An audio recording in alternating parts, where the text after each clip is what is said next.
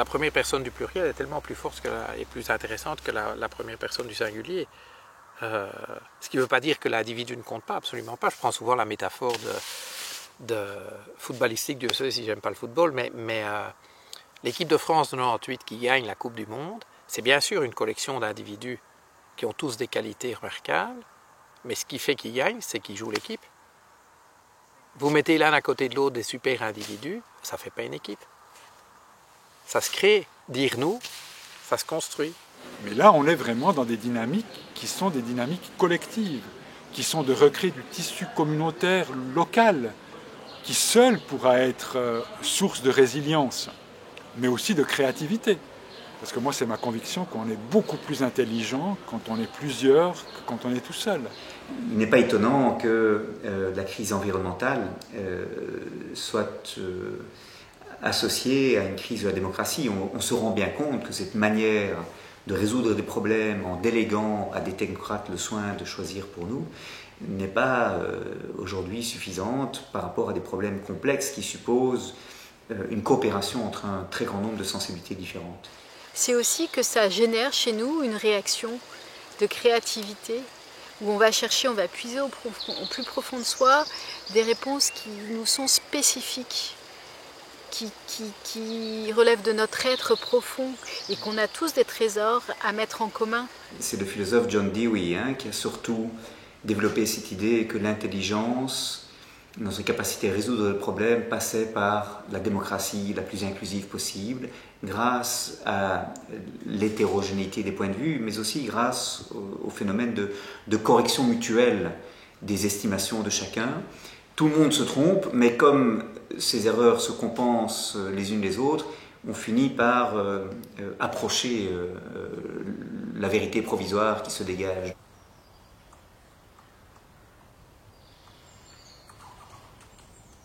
Je disais vraiment la clé de l'intelligence collective, c'est l'écoute. C'est vraiment le fait de pouvoir arrêter à certains moments nos jugements, nos pensées, et vraiment se dire qu'est-ce qu'est vraiment en train de me dire cette personne, qu'est-ce qu'est vraiment en train de me dire ce groupe, voir qu'est-ce que j'entends qui ne se dit pas. Et ça, c'est la clé. À un moment, qu'est-ce que j'entends qui n'a pas encore été dit et qui est en train d'émerger, c'est ça la nouvelle idée. C'est cette écoute assez profonde, et à un moment, il y a une personne qui va le formuler, et c'est pas qu'elle est géniale et qu'elle est créative, c'est qu'elle va juste à un moment avoir écouté et dire. Et elle va se rendre compte, si elle s'écoute aussi, que ce qu'elle est en train de dire ne lui appartient absolument pas. Ça vient d'autre part, ça vient de l'intelligence du groupe, ça vient de quelque chose de plus grand qui nous rassemble. Moi, je pense que l'intelligence collective, elle naît de toutes ces recherches qu'on fait sur l'interdépendance du vivant. Tu comprends ? Et de comprendre combien l'interconnexion d'une forêt, etc., est extrêmement intelligente. Le collectif intelligent, il est partout autour de nous. Et donc, il est largement temps que les humains se le réapproprient. Ils l'ont eu, hein. Ça a été cassé pour pouvoir vivre cette époque d'explosion, d'isolement, voilà, mais ce savoir existe toujours, il existe dans la mémoire du monde, j'ai envie de dire. C'est les lois de Gaïa, c'est les lois de l'univers, en fait. L'intelligence est là tout le temps. Il y a juste à un moment, faut se le réapproprier, quoi. Et on est dans un temps comme ça. On se réapproprie l'univers.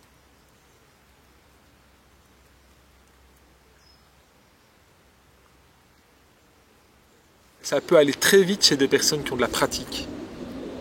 Parce que c'est comme vraiment, c'est comme n'importe quelle pratique, plus on va dedans, et plus vite ces parties-là de nos cerveaux et de nos inconscients se connectent, quoi.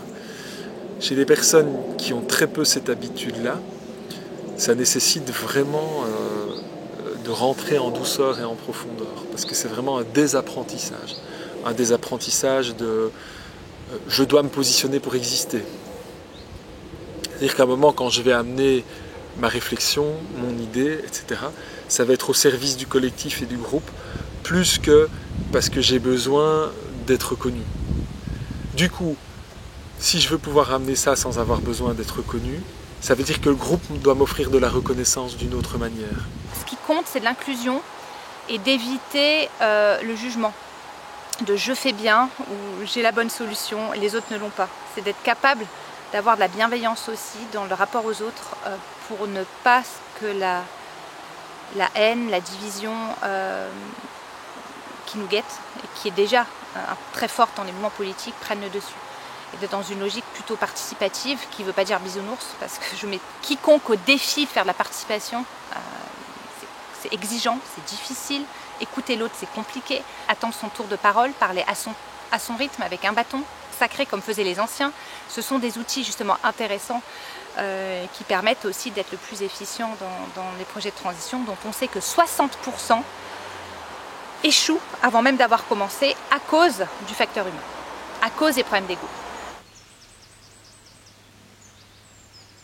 Et pour moi, c'est l'intelligence collective en cercle. Ça fait partie de la donne, de vivre le cercle, c'est-à-dire que tout le monde a la même place dans un cercle et on est au sol. Donc c'est pareil, il n'y a personne qui domine l'autre. Aline évoque ici les cercles de femmes qu'elle accompagne dans sa pratique de travail qui relie. On est tous, et j'aime bien de dire aux femmes, on est comme un collier de perles. Et chaque perle rend ce collier très beau. Voilà, c'est comme des petites pierres dans la rivière tumultueuse. C'est des pierres de lumière, de vérité, d'intégrité et de créativité, tu vois.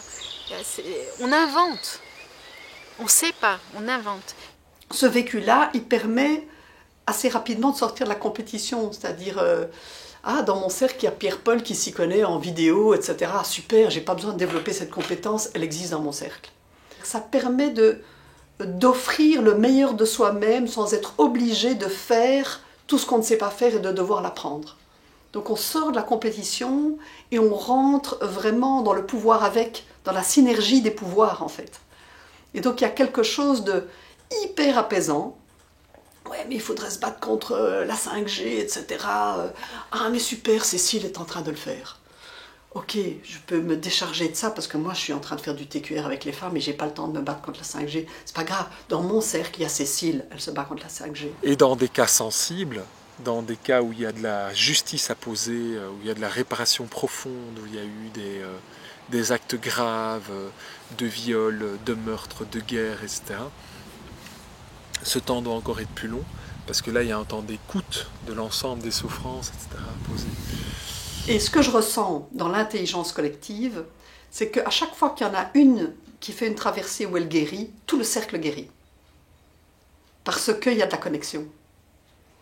Donc il y en a une qui ose un truc, elle fait un gros grid de passage, par exemple, par rapport au viol de son père, et elle se dégage, et j'en sais rien, parce que je dis ça parce que c'est extrêmement présent, c'est presque une femme sur deux. Donc c'est très, très, très, très présent, hein, et c'est pas des femmes du quart-monde. Hein. Et donc il faut se rappeler qu'en 2019, c'est hyper présent, en fait. Mais on n'en parle pas, c'est tabou à mort, un père qui viole sa fille. Hein. Donc il y en a beaucoup qui sont obligés de traverser ça, en fait, hein, pour se dépatouiller de ça, sortir de cette victimisation, rentrer dans un autre rapport aux hommes et à l'autre. Et à chaque fois qu'il y a une femme qui guérit, on sent la déflagration dans tout le cercle, en fait. Et tu as tout le cercle qui change d'énergie. Et donc, quand cette intelligence collective est là, que cette connexion existe, à chaque fois qu'il y a une personne qui guérit, celles qui sont connectées à cette personne guérissent en même temps. C'est super beau.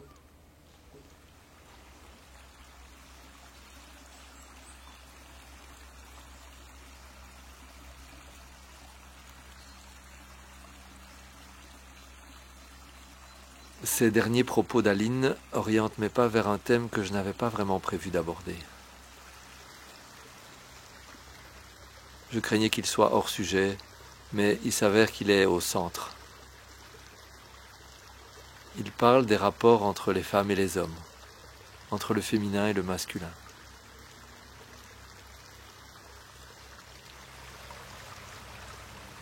Je ne suis pas sûr d'être bien outillé, ni très légitime pour l'aborder, mais finalement je crois que ça peut me faire progresser.